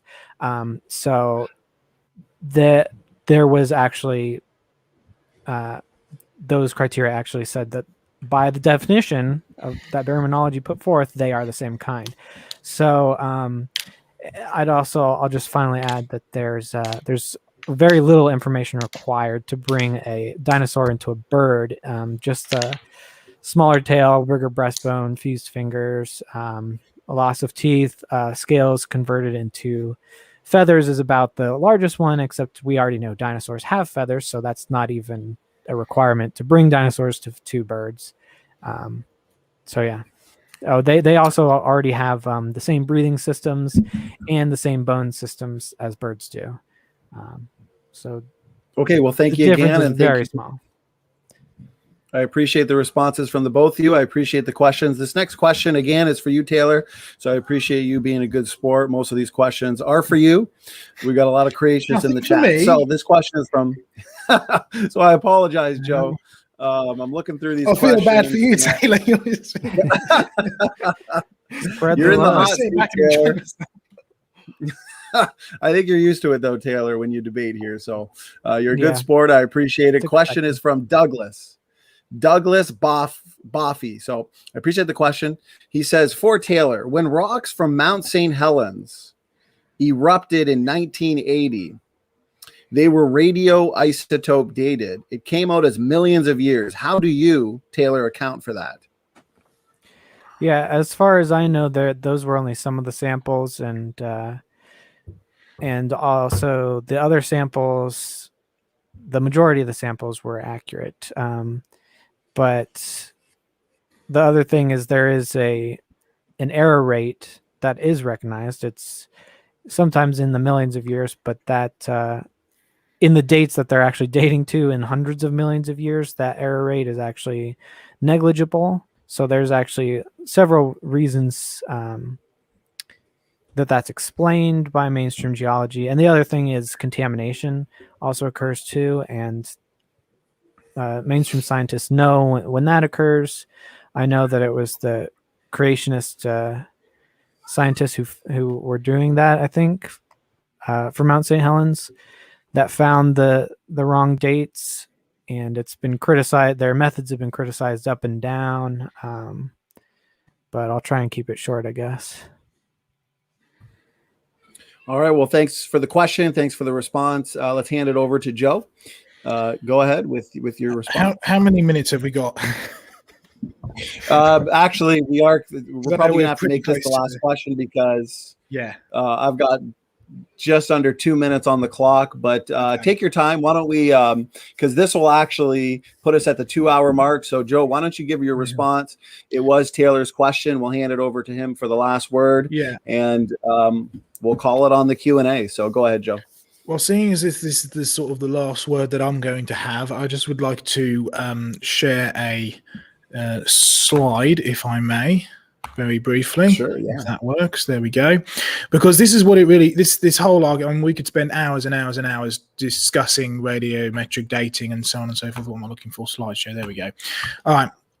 I mentioned Lyell earlier. This goes into slightly deeper depth with it, and it also gives you the full perspective on where this whole idea sort of came from. I must say that most present-day geologists have abandoned Lyell's sort of anti-catastrophism, and like I say, many geologists today would recognize catastrophes, just as Taylor does, but on a small scale. But, and this is the big but, they all use Lyell's assumptions to date the rocks, assumptions which go back, by the way, to the French revolutionaries, who were looking for a way to destroy the monarchy, which was apparently imposed by God, which goes back to the Hindu and the Greek and the Babylonian philosophies, which were originally, and you can trace it all the way back, there as a rejection of scripture. And this is the assumption which is used: the present is the key to the past. And that is an assumption. That's a philosophy which you have to use in order to interpret the rocks around you. The present is the key to the past. It's the principle of uniformitarianism. Now, this is the point. Lyell's aims was to free science from Moses. There's the reference there, clear as day, and he states it several times throughout his publications and letters. He was on an agenda to actually discredit the Bible, and it had nothing to do with evidence when he was actually putting it together. This is the problem. All modern scientists, such as physics, biology, geology, particularly in geology, and particularly in geophysics, when you're dealing with things like radiometric dating and the like, they all use Lyell's assumptions to date the rocks, to date the age of the stars, the distance of the stars, life, etc., and so on forth. The reality is, any dating method, carbon-14, starlight, same speed, radioactive dates, or any geological history based on Lyell's uniformitarianism assumption will always contradict the biblical account of six-day creation and the flood. And the reason is very simple, because the Bible says that the past is not the key to the present, it's the other way around. That the past, not the present is the key to the past, it's the other way around. The Bible states that the past is the key to the present. Noah's flood, creation, the fall of mankind, the reason why we're in sin today, the reason why we need Jesus Christ today, has got everything to do with what happened in the past, and not the other way around.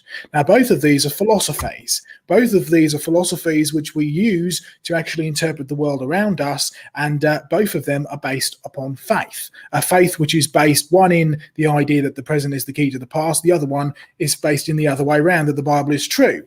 Therefore, and this is the concluding point, it is not the evidence that disagrees with the biblical record of creation and Noah's flood over the last 6,000 to 7,000 years, it's the opinions of men who willfully set out to reject and replace the word of God. That's the real issue that we're dealing with here. Thank you, Joe, for the response and for the visuals. I appreciate it. As with all the questions, Taylor, the question was directed at you, so we'll hand it back to you for some final words there. Yeah, I guess I'll just kind of do a second final wrap up, I guess. So I guess he's making an accusation that it was all that modern science is all a conspiracy to get rid of God, even though a lot of scientists believe in God. It's kind of bizarre. And a lot of this work was actually done by clergy. So perhaps it was perhaps these people were actually against some sect of Christianity, the ruling sect, the monarchy, but science is rarely done because of an actual agenda, unless, of course, obviously creationism states its agenda. But the charges of conspiracy are a little bizarre.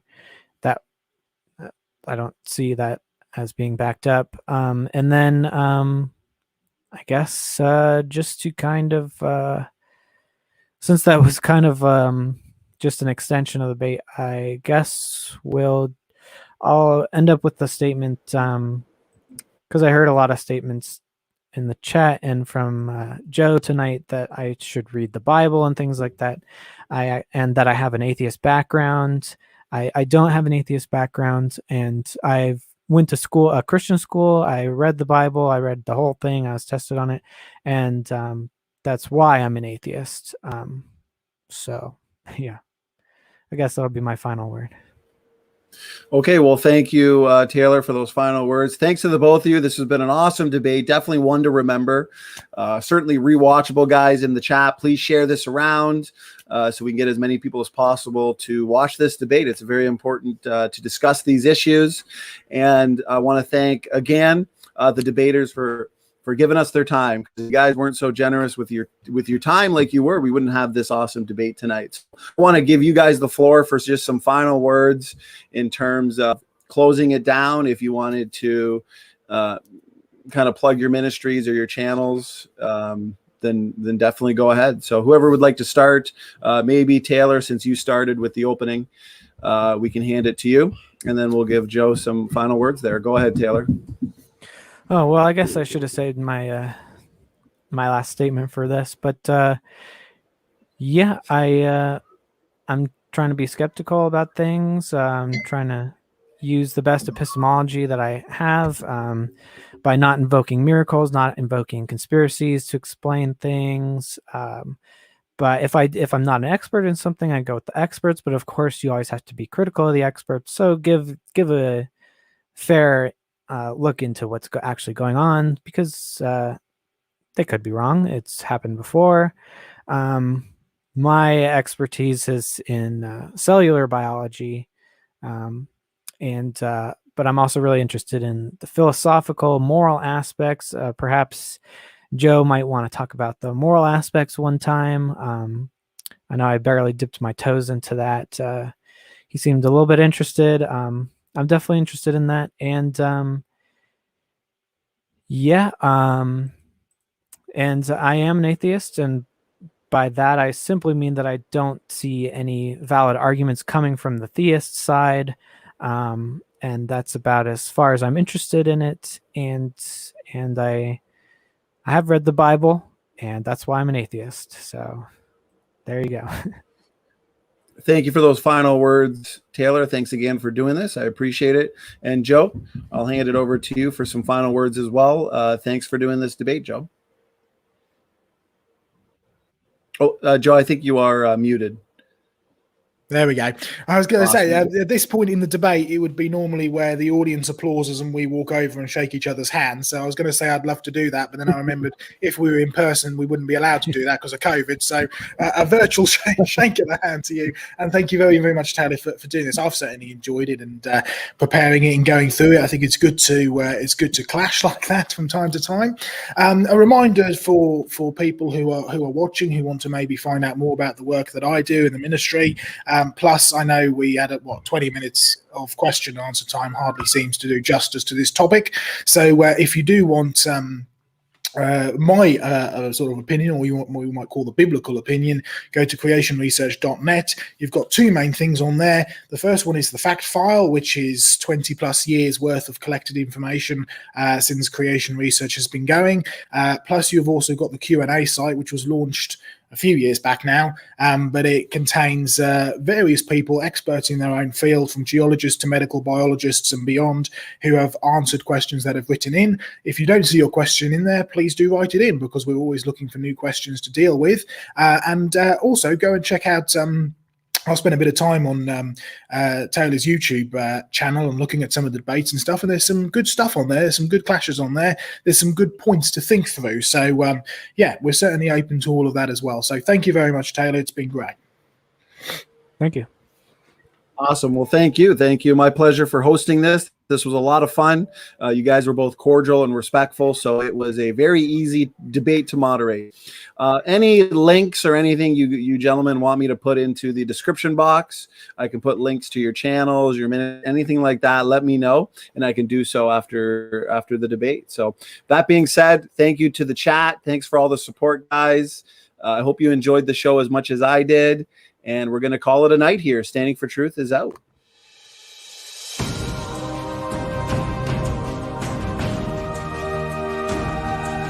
you.